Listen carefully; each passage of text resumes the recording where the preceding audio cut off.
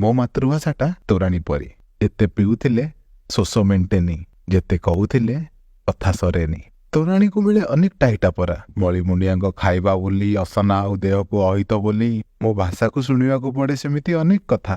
କେତେ କଟାକ୍ଷ ଆସେ ମୋ ନନା ବୋଉ ଡାକକୁ, ଆଉ ସେ ଦନ୍ତସ ଆଉ ତାଲବ୍ୟସର ଅବୁଝା ପ୍ରଭେଦକୁ। ହେଲେ ଯିଏ ପିଇଛି ସିଏ ଏକା ଜାଣିଛି ତୋରାଣୀର ତୃପ୍ତି, ତୋରାଣୀର ଶାନ୍ତି, ତୋରାଣୀର ପୌଷ୍ଟିକତା, ତୋରାଣୀର ଶକ୍ତି। ଠିକ୍ ସେମିତି ମୁଁ ମଧ୍ୟ ଜାଣିଛି ମୋ ଭାଷାର ଗରିମା। ଏବା ଜଗନ୍ନାଥଙ୍କ ଭାଷା, ଖାରବେଳଙ୍କ ଭାଷା, ନବକୋଟି କର୍ଣ୍ଣାଟ କଳବର୍ଗେଶ୍ୱରଙ୍କ ଭାଷା। ତୋରାଣୀର ଅଛି ଅନେକ ପରିଚୟ। ଦହି ତୋରାଣୀ, ଚାଇଁ ତୋରାଣୀ, କାଞ୍ଜି ତୋରାଣୀ। କିନ୍ତୁ ଯେତେ ଯାହା ହେଲେ ବି ତୋରାଣୀଟା ତୋରାଣୀ।